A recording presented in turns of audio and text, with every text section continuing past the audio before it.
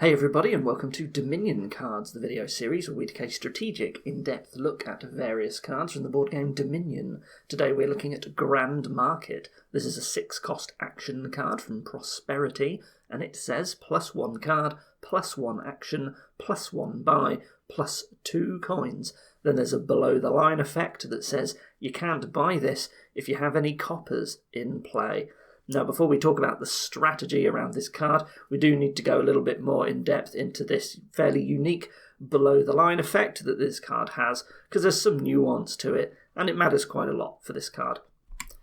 So first of all, there's a rule, and it's in the base game, but it doesn't really matter up until this point, and that is that the buy phase is a little bit more structured than you might think. So it's actually made up of 2 parts. First of all, you play your treasures first. Then you move on to buying things. Now, once you've moved on to buying a card, you're not actually allowed to go back and play any more treasures. And normally this doesn't really matter, but this is the first card that people come across where this is actually super relevant to how it works. Prosperity is a pretty popular expansion, so that's why Grand Market is normally the first time where this matters. So what this means is that if you want to purchase Grand Market in your buy phase, you just can't play any coppers that are in your hand. Now, playing treasures is optional. You don't have to play all of your cards. You're not forced to.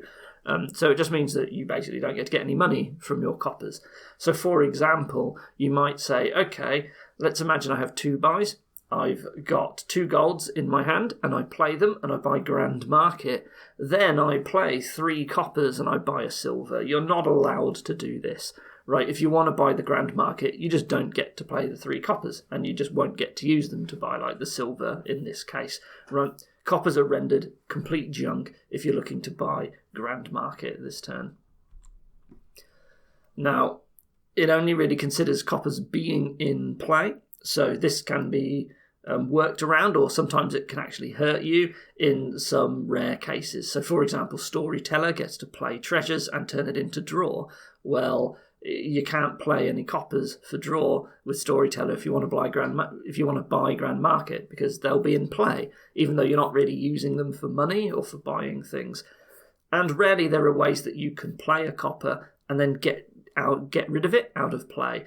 So, for example, you can buy a mint or a mandarin, or you can buy bonfire to trash coppers out of play, or you could play a copper with something like counterfeit, for example. There are ways around this, but I would say that you don't see this very often. Like, I've never really seen someone buy a mint and a Grand Market in the same turn using coppers, but they are things that you technically can do, so it is worth keeping in mind. Right, so with all that out of the way, let's talk about Grand Market itself. So, it should be very obvious that this is clearly just Market from the base game, but it's got an extra coin attached on the top. Well, does the coin matter a lot? Yes, it does. It's actually very, very relevant for Grand Market.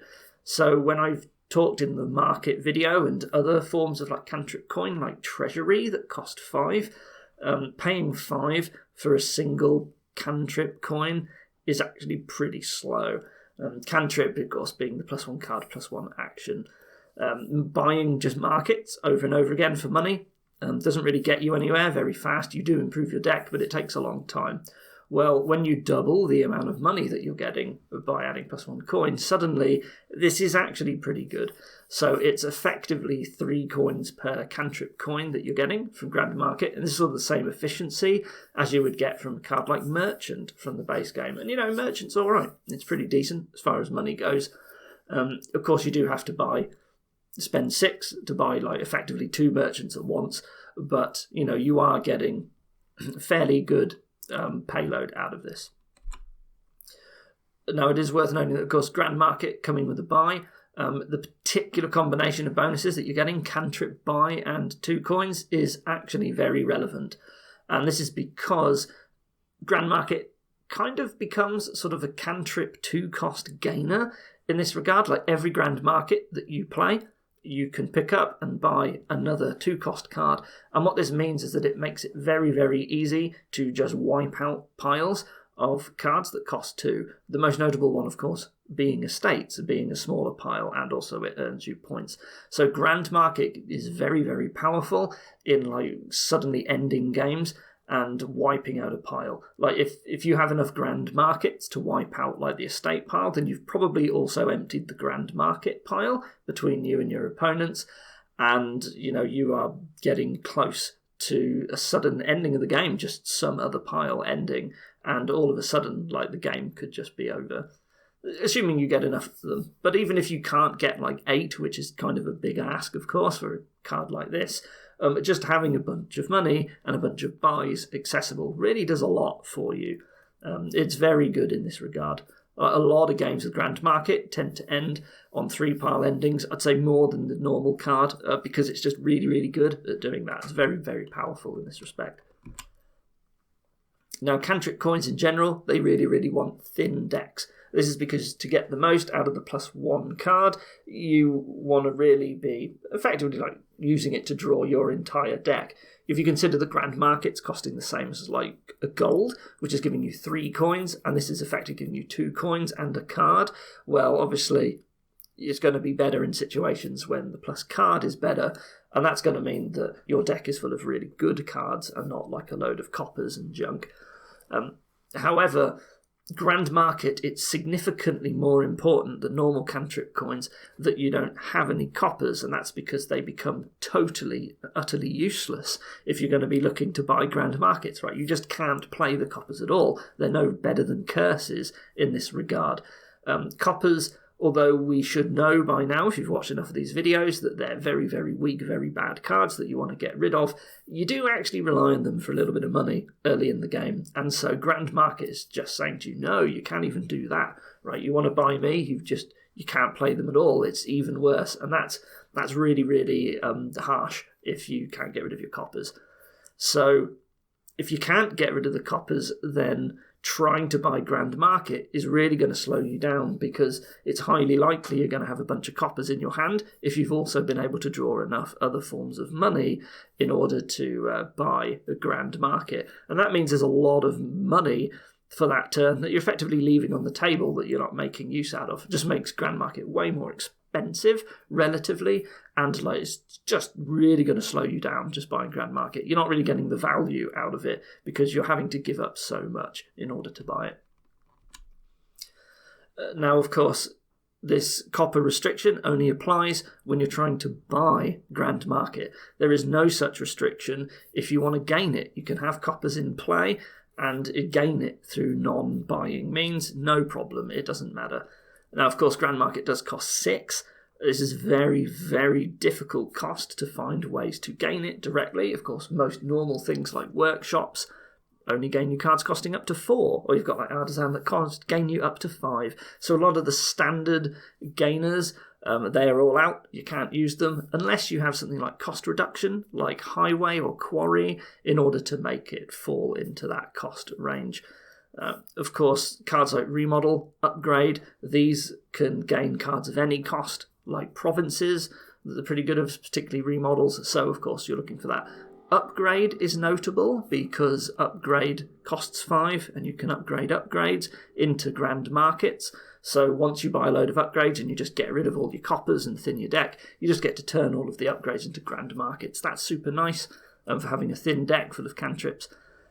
There's also some cards that let you exile them directly from the supply, like Camel Train and Transport. Now, with Camel Train, of course, you do need to eventually buy a Grand Market to unexile it. But Transport is nice because it costs you 2 buys and 6 money to effectively gain and top deck a single Grand Market. But you are allowed to use coppers in order to do this. This is because you're not buying Grand Market directly, you're buying the transport that gains the Grand Market, you see. So transport's very, very good. This is actually the single strongest, the presence of transport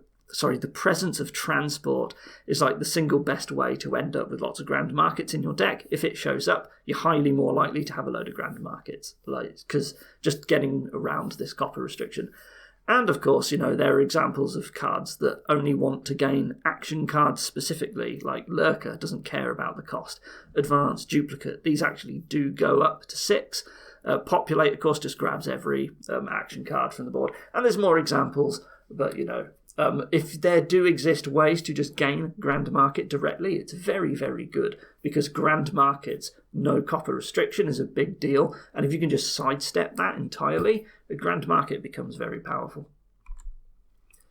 Now, let's say that you can't gain it directly, and you've just got to buy Grand Market. Well, Grand Market itself gives you money in non-copper form, and that means that it becomes a lot easier to buy copies of Grand Market once you've already got some. But buying that first one can sometimes be difficult, or it might take you a while because you're looking to get rid of your coppers, trash them first, and of course you need to actually add ways to get 6 coins that aren't in your starting deck. Like, unless you have heirlooms, the reality is that you only have copper sources of money at the beginning of the game, and you can't use any of them at all to buy Grand Market. So you've got to add like at least 3 silver likes or something to your deck normally before you can get going. Maybe that takes a while. Now, there are some cards that particularly help for Grand Market in particular. Sure, you can always just buy silvers, but some cards are very good.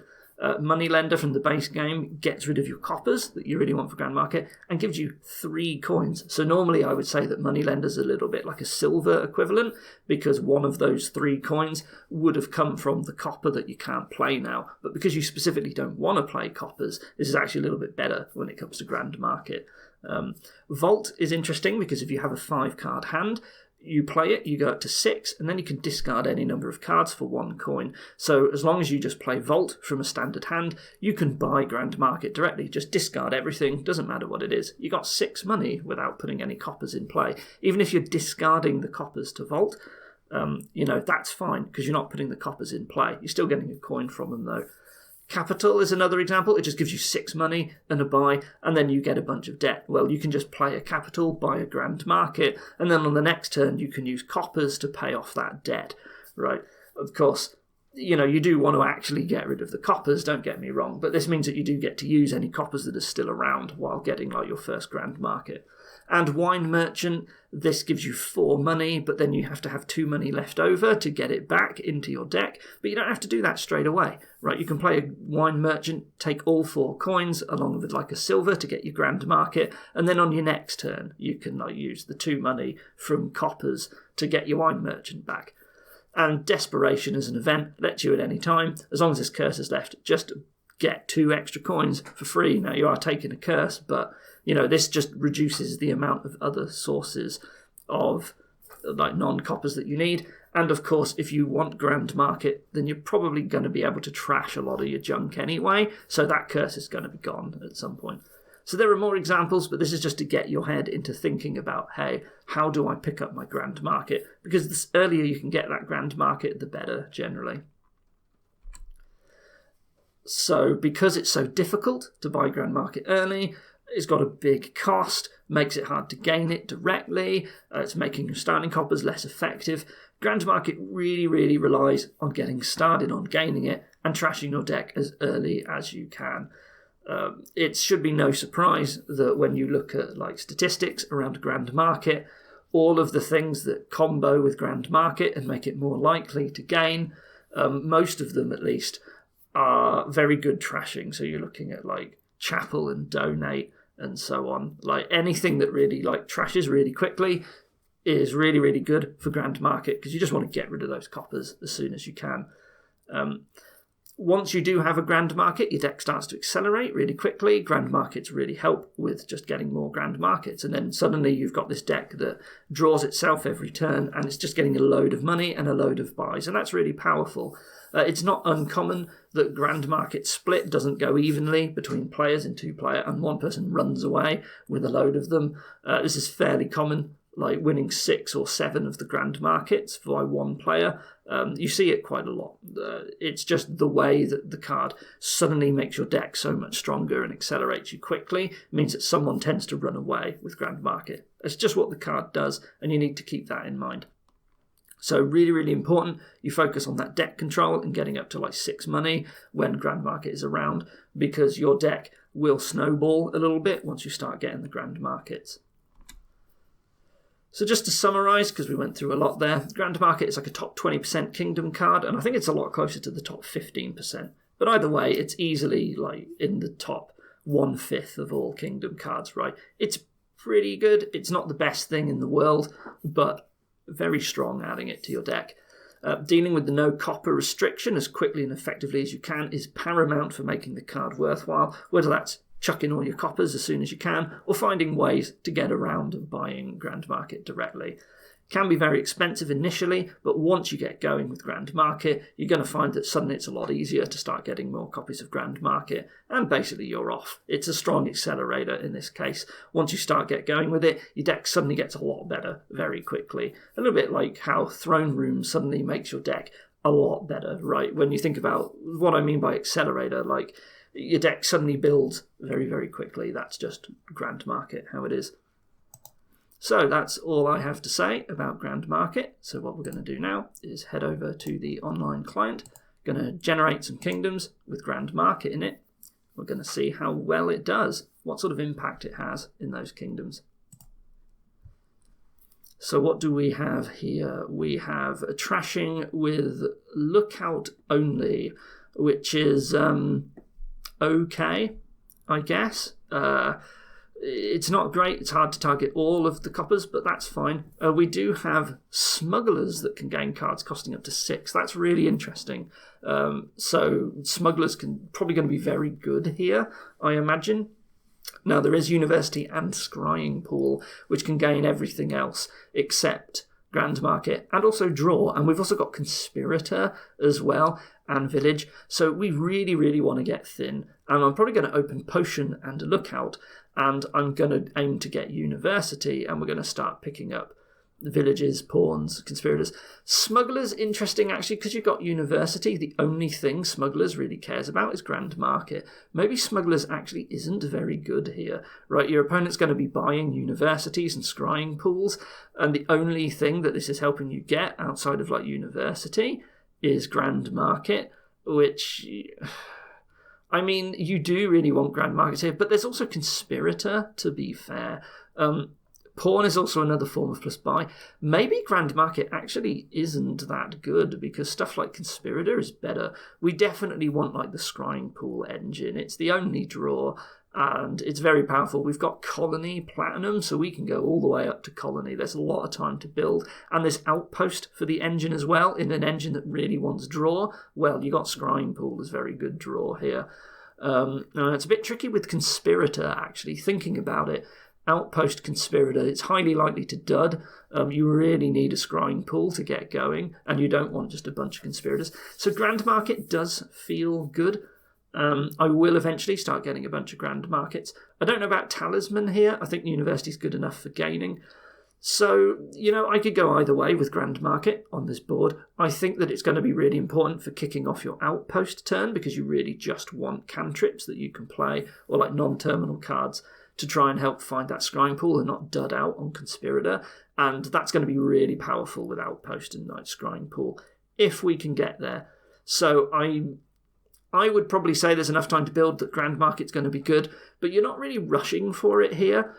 You really want to get your deck thin with Lookout, and really there's a bunch of potion stuff that you're going to do to get your deck under control. I'd rather build up to Grand Market using Conspirator.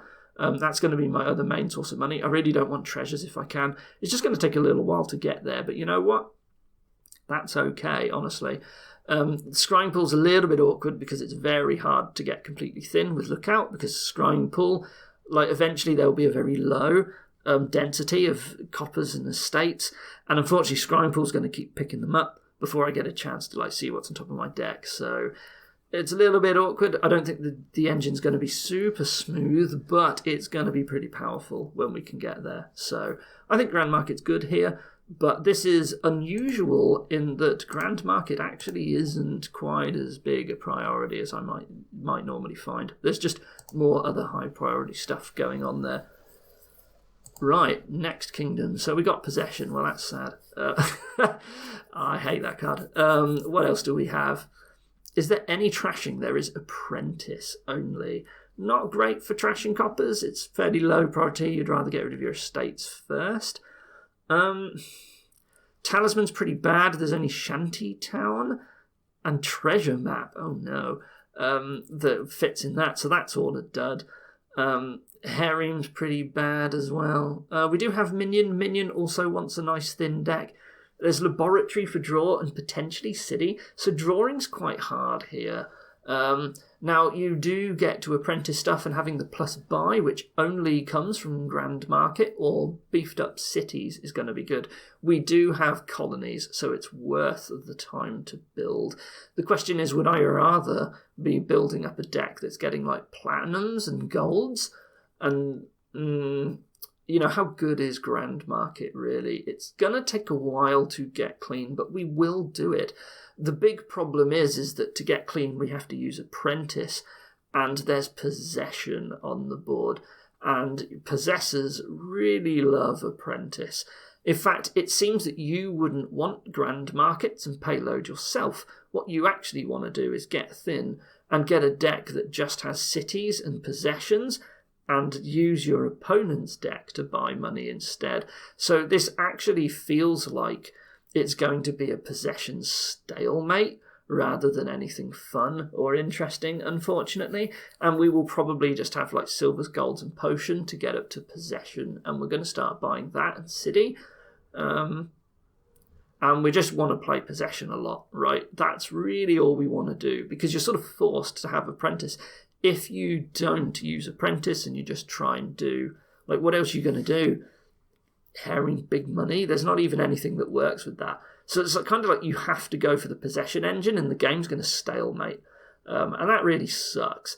But I guess that's kind of all you do, right? Eventually, at some point, you have enough possessions. You just got to trash all the money out of your deck. So I think Grand Market's not really any good here. It's just ruined by possession. Let's just leave it at that, right?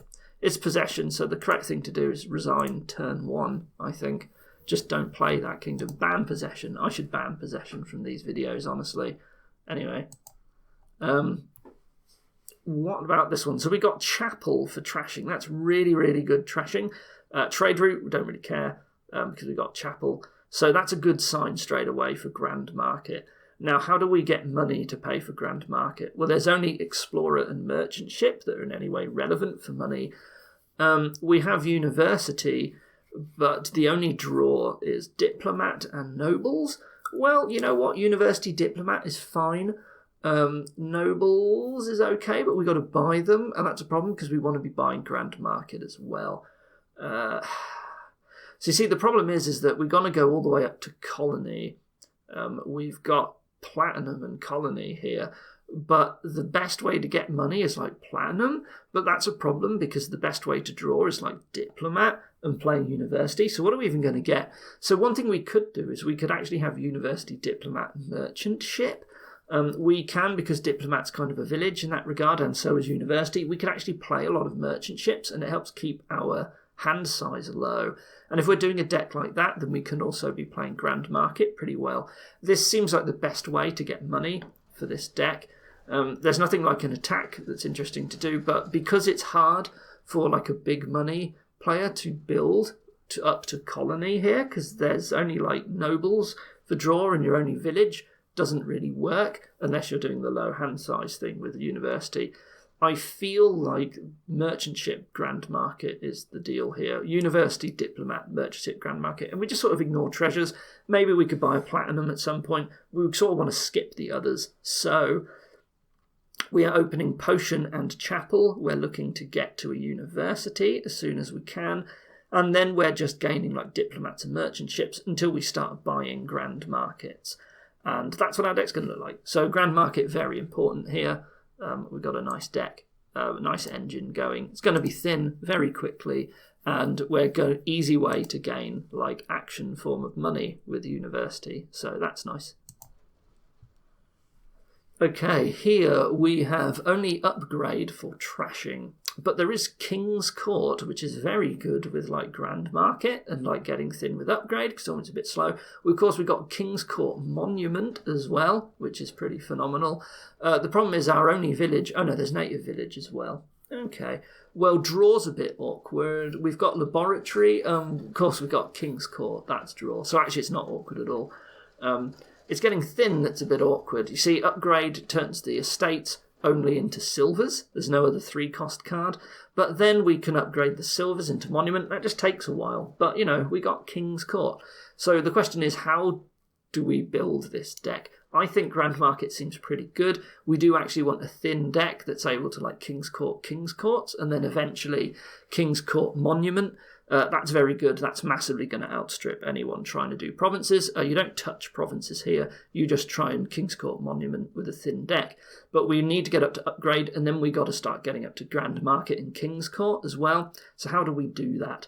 We open Monument. I think that's safe here. It's the only terminal that we care about. So we can open Monument, no problem. And I guess we have to open Silver. I don't think we can Native Village or Pearl Diver. And we're going to be buying Laboratory over Minion, I think. Courtier, could that be useful? Maybe not.